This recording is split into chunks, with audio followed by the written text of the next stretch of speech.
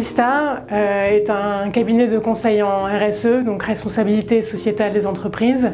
Donc concrètement, qu'est-ce qu'on fait? Notre métier, c'est d'accompagner des organisations, des entreprises en particulier, à intégrer les enjeux de responsabilité, leurs enjeux de responsabilité dans leur stratégie et dans leur métier.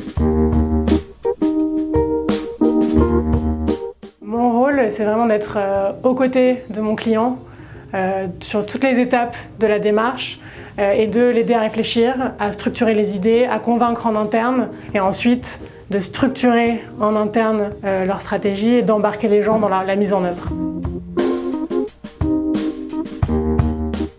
Début d'Holacracy chez Nova Vista en septembre, avec une phase d'accompagnement avec un coach Holacracy et pendant laquelle on a mis en place des réunions de triage régulières et quelques réunions de gouvernance pour commencer à travailler sur la structure des rôles et de l'organisation. On a fait donc des élections sans candidat où j'ai été désignée par les membres du cercle comme facilitatrice.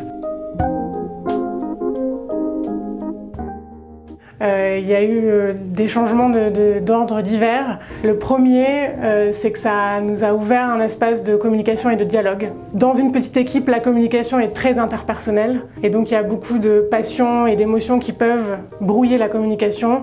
Et revenir à ces rôles, s'adresser les uns aux autres en tant que rôle et non pas en tant que personne, ça permet de prendre ce recul-là et de discuter de façon peut-être plus constructive. Un deuxième apport de l'Holacracy chez Nova Vista, ça nous a permis de conscientiser, de formaliser des rôles auxquels on ne donnait pas forcément de place et une attention particulière, en tout cas suffisante.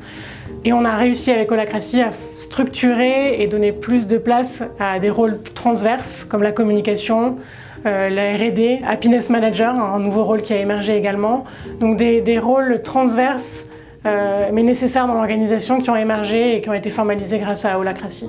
Et le troisième apport de Holacracy, un prolongement de ce deuxième point. Une fois qu'on a conscientisé et structuré ces rôles, ça nous a questionné sur notre plan d'action pour mettre en œuvre notre raison d'être.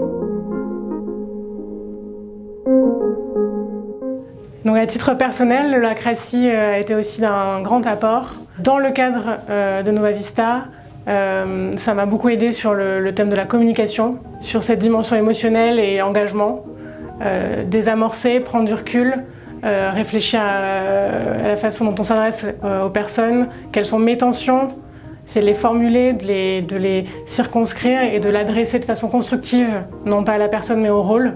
Ça a été un grand apport pour moi, parce que je suis quelqu'un d'engagé et donc ça déborde de temps en temps en termes de communication. Donc un autre apport à titre personnel d'Holacracy, ça a été ma place au sein de l'organisation. Parce qu'au-delà de mon rôle de consultante, qui est le cœur de l'activité et de mon activité, ça m'a permis d'énergiser d'autres rôles que j'avais contribué à forger avec l'équipe et donc d'élargir ma contribution à l'activité, à la stratégie de Nova Vista. Donc c'est par exemple un rôle d'intégration des nouveaux arrivants qui n'était pas formalisé et qu'on a créé, ou un rôle de relation écosystème dans des organisations de notre écosystème. Donc ça a élargi le spectre de ma contribution et de ma place au sein de l'organisation. Alors mon défi holacratique, il est à la fois personnel et je pense collectif, parce que c'est une responsabilité collective, de continuer à nourrir la dynamique, à être vigilante sur l'attention qu'on porte à ces réunions, être vraiment présente et garder le rythme.